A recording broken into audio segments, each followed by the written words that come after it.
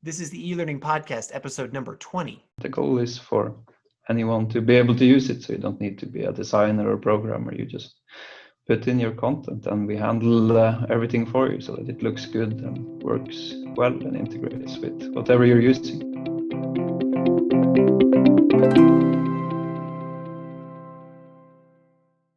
Welcome to the eLearning Podcast from lmspulse.com. My name is Stephen Laddick, and I'm the director at LMS Pulse. My guest for today's episode is Svein-Tore Griff, the mastermind behind H5P, the popular free and open source tool to create interactive content. In a very short time, H5P became the darling of open source e-learning technologies, and it's easy to see why. Svein-Tore and his team at Joubel built a powerful solution that's incredibly easy to use. With special attention to its integration with the most popular LMS and CMS out there, and strong accessibility compliance, the work that Svein-Tore has led with H5P is one of the most exciting contributions to the global open source EdTech movement in years. In this conversation, Svein-Tore and I talk about H5P and its ambitious goals of providing a powerful, simple, and free tool for anyone around the world to create amazing interactive e-learning experiences. We also talk about the interesting angle of an open source standard as the basis of a sustainable business and the slowly but steadily evolving change of heart of mainstream users. We also talk about the challenges EdTech entrepreneurs face in the corporate segment and the trade-off they face between innovation and compliance to old specs.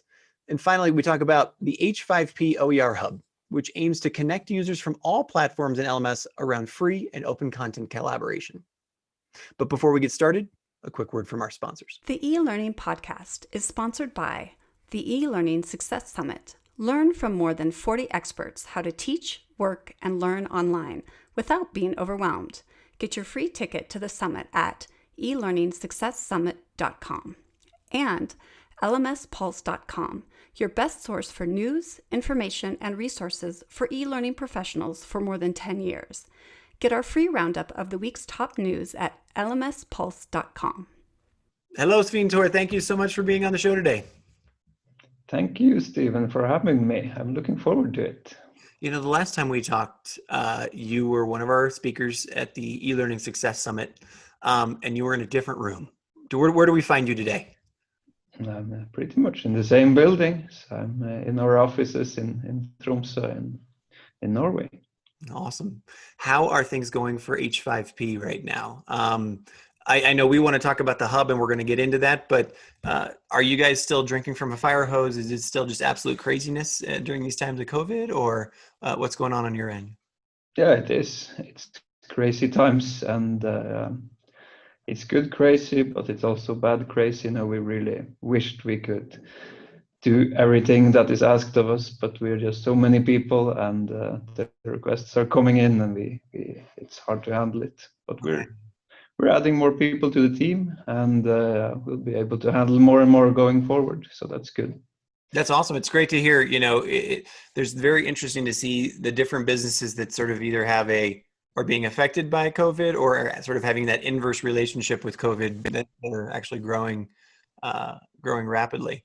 So what type of requests are you receiving? Is it requests for new features? Is it technical support? Are you building out training? Like what, where are the requests coming from, or is it just sort of all over the place?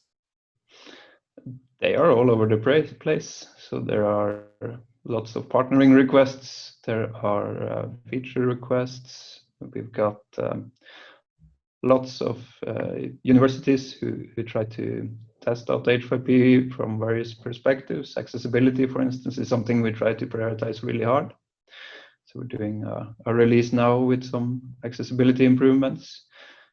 All over the place, people who want to join the team. And also we have almost 1,000 customers on h5p.com now in 2 years. So there are lots of requests coming from them wanting more authors and more everything. So it is busy times, but luckily it also brings some income. We haven't had much of that the first 3 years, so now we can use it to expand the team and serve the community better. So that's good. That is so fantastic. You know, I didn't even start the conversation. I made this huge assumption that everybody knows what H5P is and sort of the project and the foundation behind this. Can you just give us the 30 seconds? What is H5P? How does it fit into an LMS or into e-learning? And how are you positioning it these days? Yeah, we plug in to your existing LMS or publishing system and empower that system to create better, more exciting content like interactive videos, presentations, quizzes, games, etc. And the goal is for anyone to be able to use it. So you don't need to be a designer or programmer. You just put in your content and we handle everything for you so that it looks good and works well and integrates with whatever you're using. Do you find that are you mostly being used in higher education? Is it mostly being used in corporate settings? Do you have a sector that really stands out, or have you found that it's just sort of the adoption of H5P is across the board? It is across the board, but the biggest percentage or biggest market share is within higher education. But we're doing well in K-12 as well, and there are lots of businesses using H5P. But I think to get the same kind of market share in the enterprise sector, we'll need to support a few other standards like SCORM, and also make it a little bit easier to change colors and things like that. Better reporting, things that they are more focused on there perhaps than in higher ed. That's interesting that you mentioned that the support of SCORM. Take me through that, because one of the truly sexy things about H5P was that it's a SCORM alternative. So is this taking existing classes or existing trainings and pieces that they have and being able to connect to it? Or tell me about that. Like, what, rather than replacing, why do you need to connect to it? They typically don't have open source solutions. It's not that widespread, I think, and they don't use LTI either. So to be able to put grades into their grade books, we need to have a SCORM wrapper around H5P initially, and hopefully they'll see the benefits of H5P as they start using it more. They'll see that they really don't need that SCORM wrapper. But initially, coming in with clothes they expect us to be wearing will be good, and then we can try to show them a better world where they can actually easily change their content and do everything you can do with H5P. I love the analogy to a fashion designer. That's fantastic. I'm just going to keep that in my head for the rest of the conversation. Makes it easier. Do I need to have a learning management system to use H5P, or is this something that I can use as a standalone? You know, on the show, we've had several individuals who have sort of standalone, you know, create your own course kind of products. Is this a standalone product as well, or does it need to be already connected with an existing LMS? The way it is now, at least, you need something. You can't. There's no way to just use H5P. You need to plug it into something. Even if you use the paid version H5P.com, it doesn't make a lot of sense to just H5P.com content, because we don't have. You can't have menus or anything. It's made to plug into other systems and make them better. And the reason is simply that we try to become a standard for interactive content, and we don't think we can do that through making a new CMS. We think we just have to let people use whatever they want to use and use H5P for the content part.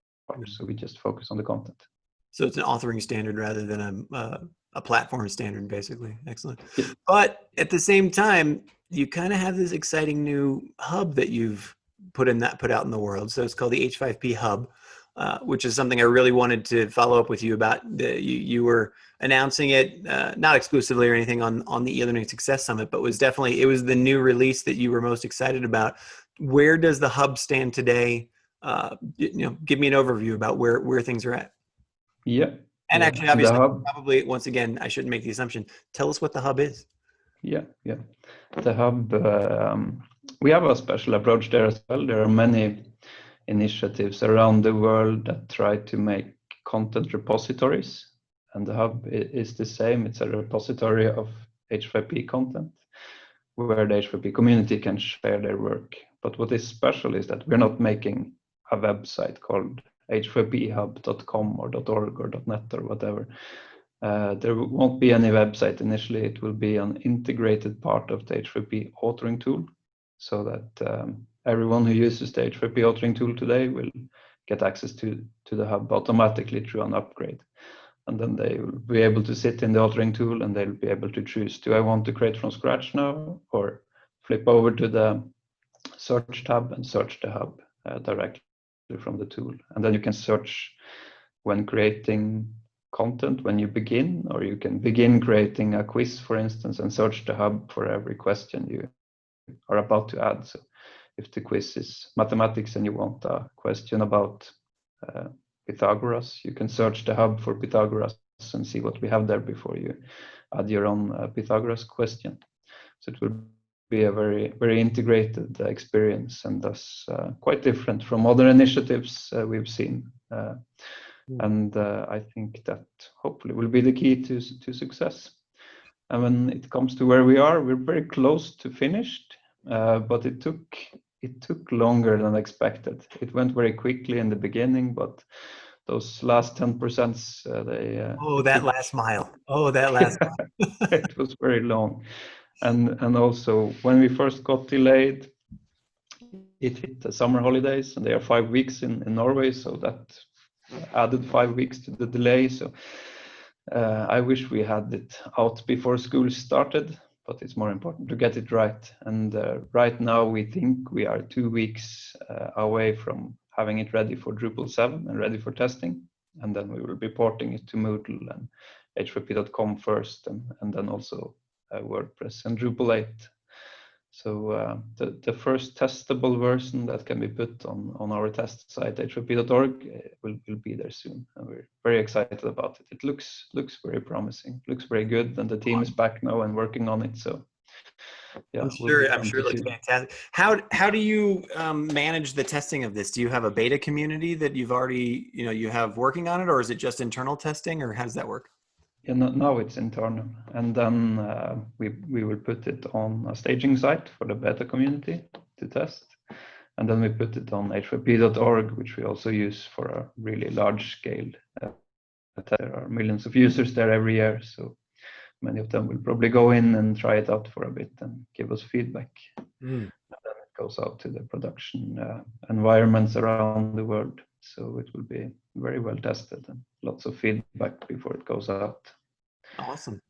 What if I'm authoring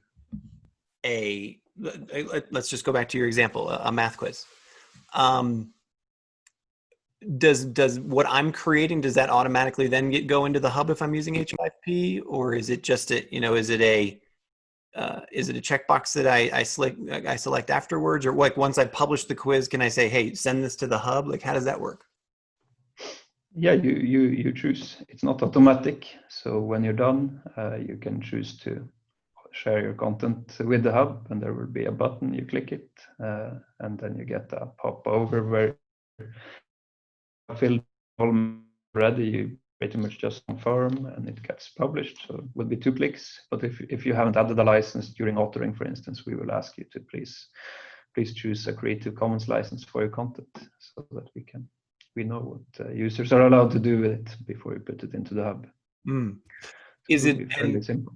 Is the only option Creative Commons license, or will the hub also offer commercial options as well? There will, at least not initially. I think eventually, especially for images and things like that, we will allow for commercial licenses, but initially it will be Creative Commons and similar licensing. What's it called? Public domain. It will be there from the start. Yeah. Okay. And what's on your back end, like what's the quality control look like and feel like? I mean, you've got literally millions of authors out there. You're going to have a whole lot of people talking about the Pythagoras and his theorems. So how are you maintaining that on the back end?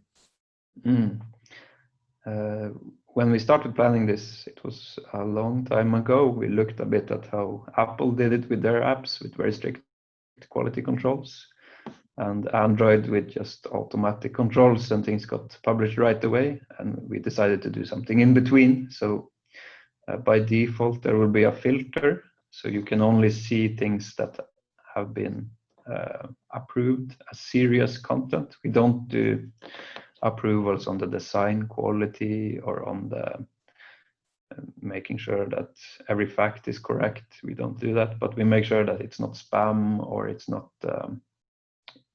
inappropriate, that it seems serious. So by default, users will only see serious content, and then they can switch off this filter if they want to have access to the freshest content that haven't been reviewed yet. And then we'll see how fast content will be flying into the hub and how many people will need to review it. But we'll take that as it comes. And there will also be these 5-star systems, so user can rate the content, and that will be the main way that we figure out what will be on top of the lists, what have received the highest ratings. And we'll also look at how much content is visited and downloaded. I was just going to say, it seems like there's a fantastic opportunity. So the rating system would be for all of the content that hasn't been necessarily officially approved yet.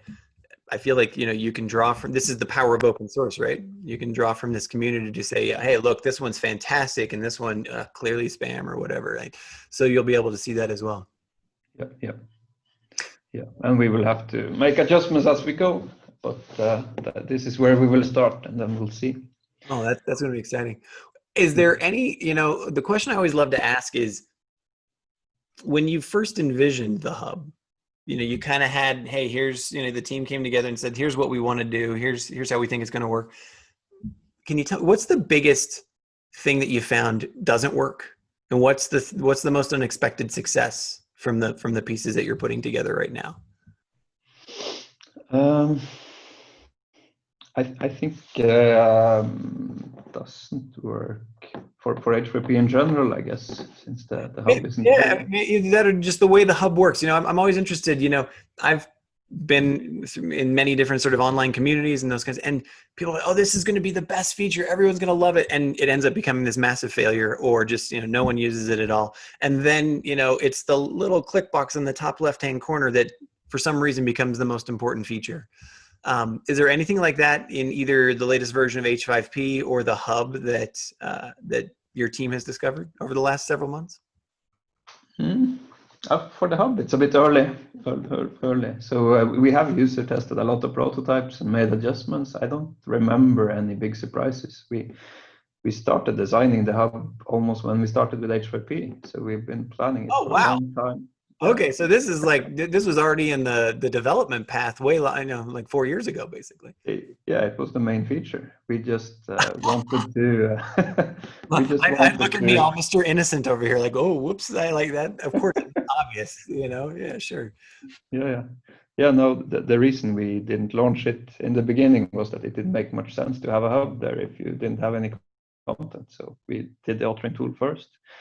And now when we have lots of users, we finish the last but most important feature and add it. And so it's in terms in general, there are some content types that have become more popular than expected, like the documentation tool. I thought would be quite narrow, but we see it used for so many things. And so there are surprises like that. The dictation, I didn't expect it to be used a lot in medicine, but they do. They play heart sounds and they ask you what the disease is, and so there are certainly surprises like that, but no biggies. We haven't had these huge failures yet. I'm sure they will come, but so far things have worked pretty well. But I think it's because when we have had the failures, they've never been published. They've been discovered in user testing, like for interactive book, which was the first version was done over a year ago, but when we user tested it, people were like, nah, it was missing this, it was missing that, and then we just didn't publish it. We we waited and added those features and tested again, and now it's published and it seems to be very popular. So, Awesome. yeah, we try What's to not get those surprises. What's the number one thing that people are asking for in H5P right now? What's the, maybe the top 1 or 2 features or the top 1 or 2 changes that you're making that you're going to be pushing out? At the H5P conference, the last one, it's a while back now because of COVID, but it was the hub, of course, by far the most requested feature. So it will be good to have that out. Number 2, I'm not certain exactly what that was. There are lots of requests for like the modern or the hyped things. So we've got 360 virtual tour for 360 images, and 360 videos are very much requested. On the forum on h5p.org, the number one thing is a OneNote integration. But I think Microsoft helped that a lot because they were campaigning on Twitter for people to go in and vote for that request. So we're working with them now to finish it. It's pretty much done, but there are a few adjustments. I wasn't exactly happy with the user experience yet, so we'll need to do a few adjustments and then we'll get it out there. PowerPoint import is also very much requested, so that is also, we have a prototype for it and it's coming. Does that, so just on that, does that PowerPoint import sounds like it might be something where somebody could take, an existing PowerPoint from their class, bring it in H5P. Is that the antithesis of what H5P wants to be, though? Where it's like, right, look, we don't want static, we want interactive, and we want you to rethink your class. So is that another SCORM kind of instance where we have to do this because everybody has a PowerPoint, but it's really come and get into the tool and see how it works and then evolve? Is that what it?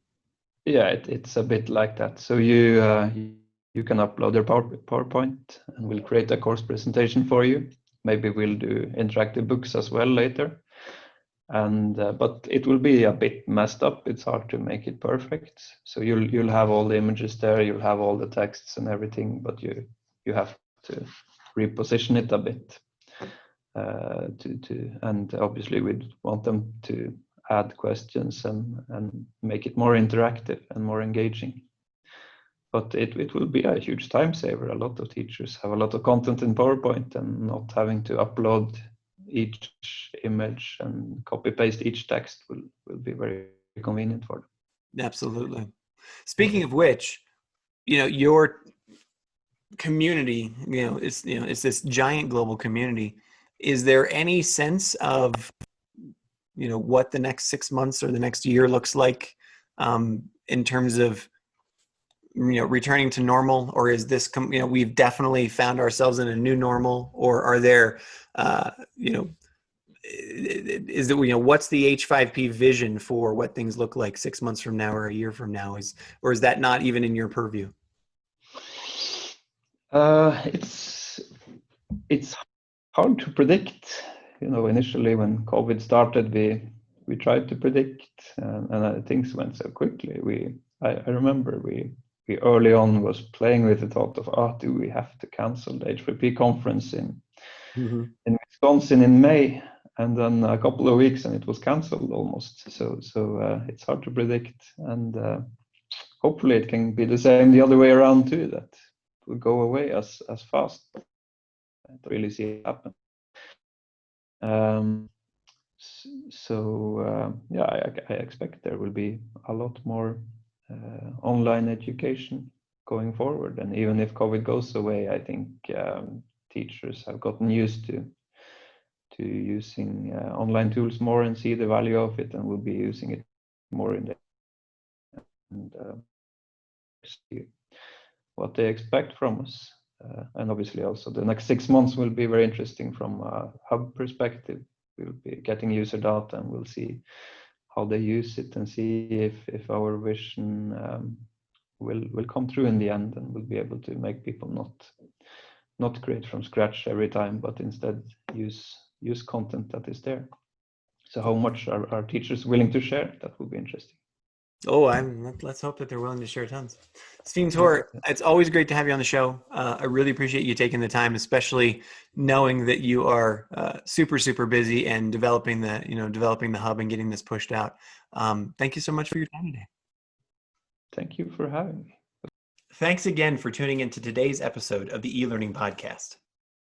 If you like what you've learned today in this episode, I encourage you to either follow us or subscribe to us on Facebook or Twitter or YouTube. And please do share this episode with one or two of your colleagues or friends. Also, I just want to remind you that you can level up your online learning game with all of the information that's available at the eLearning Success Summit. You can get your free ticket at elearningsuccesssummit.com. And finally, you can also stay up to date on everything that's important, all the news and the resources for e-learning professionals at lmspulse.com. Get our free newsletter by just going to lmspulse.com today. Thanks again.